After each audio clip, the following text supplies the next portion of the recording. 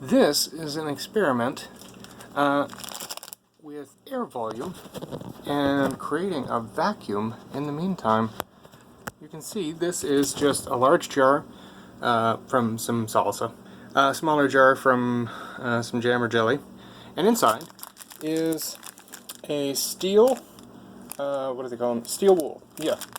This one is, I think, coated in something else. There's another variant with copper coating as well that I wanted to try in an experiment side by side to compare and contrast, but couldn't find one in time.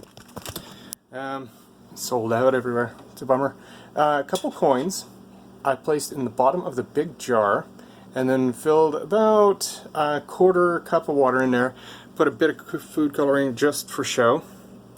And the thing is, once you put the steel wool in the smaller jar and then flip it upside down, rest it on those coins, it's got a little gap under there so that the liquid and air can balance themselves out as needed.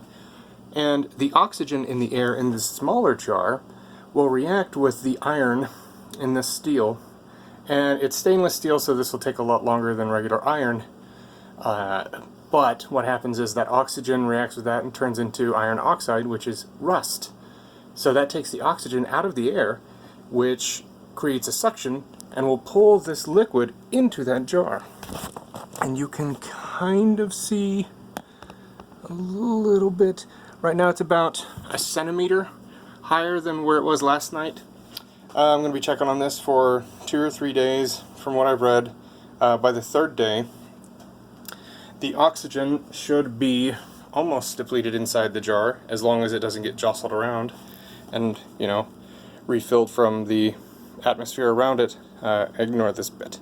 This is, you see, the air we breathe is about 80% nitrogen and about 20% is the oxygen. So about 1/5 of it. So it should pull that water about 1/5 of the way into this jar, depending on how much, you know, volume the steel actually takes up.